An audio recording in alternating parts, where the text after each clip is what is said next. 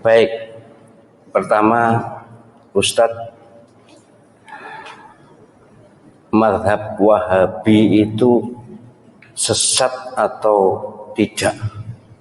Ahlussunnah atau bukan? Ya begini, ini sebenarnya sudah pernah saya terangkan ya. Mungkin tidak menonton YouTube atau belum diunggah, saya lupa. Tentang Wahabi. Pertama yang harus diketahui, Wahabi itu ada dua macam.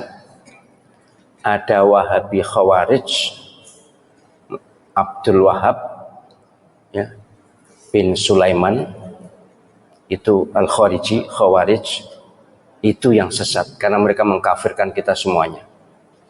Ada yang Muhammad bin Abdul Wahab, itu Wahabi yang sekarang ada di Saudi Arabia itu.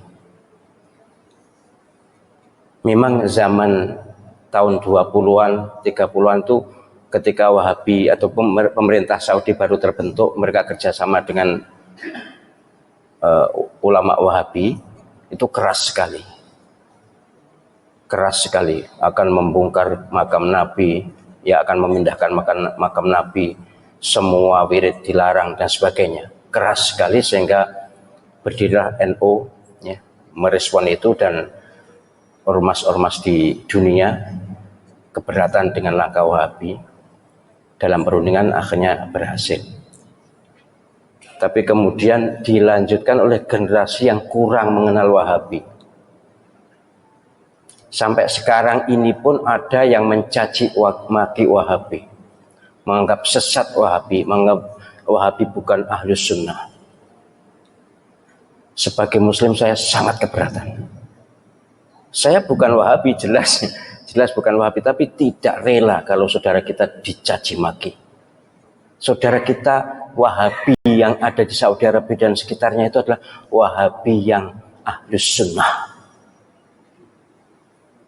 Kalau tidak sama dengan kita, tidak usah jauh-jauh, bukan Wahabi, NU dengan Muhammadiyah pun banyak perbedaan.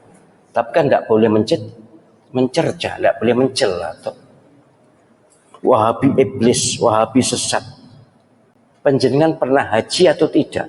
Pernah umroh atau tidak? Mustahil Allah Subhanahu wa ta'ala rela Masjidil Haram dan Masjid Nabawi diimami oleh iblis. Imam Masjidil Haram, Imam Masjid Nabawi, salah satu guru Al-Quran saya adalah dari Masjid Nabawi. Itu adalah orang-orang soleh, orang-orang baik. Wahabi mereka, pasti Wahabi. Mazhab akidahnya. Tapi mazhab fikihnya Hambali. Jadi kalau mengatakan sesat, bahkan ada yang Wahabi itu ciptaan Yahudi.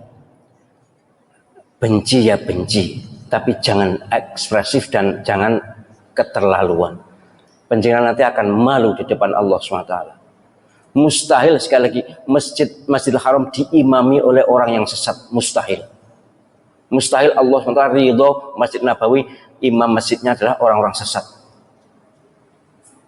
Saya tuh bahkan, karena saya akrab juga dengan Syekh Abdul Rahman As-Sudais, Syekh Soal-Surem, akrab saya dengan mereka. Mereka tuh bahkan dalam persepsi saya orang yang paling awal masuk surga di antara orang yang hidup sekarang ini. Bersih lahir batin. Bahwa amaliyahnya kita tidak setuju, ya banyak. Kalau tidak setuju banyak. Mereka tidak wirid bersama-sama sudah sholat itu juga, ya mereka pahamnya seperti itu. Sholat subuh tidak kunut, ya seperti itu. Lalu kenapa? Ini memang sangat diprovokasikan ini. Kayaknya dikompori oleh Syiah. Syiah memang musuh bebuyutan Wahabi.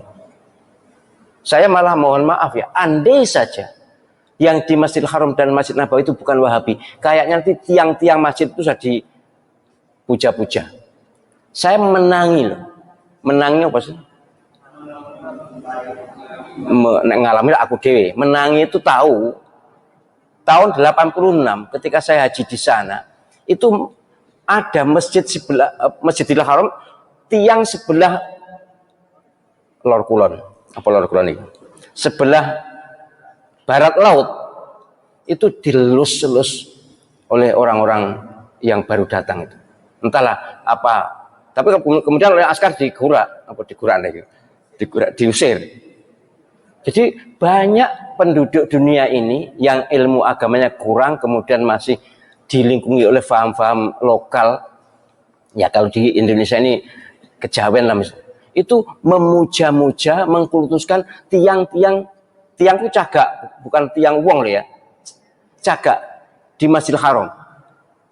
Itu dilus-lus, dicium-cium. Apalagi Ka'bah, waduh sudah. Ka'bah itu pojok-pojokan wis mambu abab kabeh. Untung diminyaki terus ya, dilesi minyak. Tapi dulu gitu dulu. Karena tawaf juga masih mudah ya. Penjagaan belum begitu ketat, tapi ya, akhirnya ya makin ketat sekarang. Sudah tidak ada lagi pemujaan pada tiang Masjidil Haram itu, tidak ada lagi.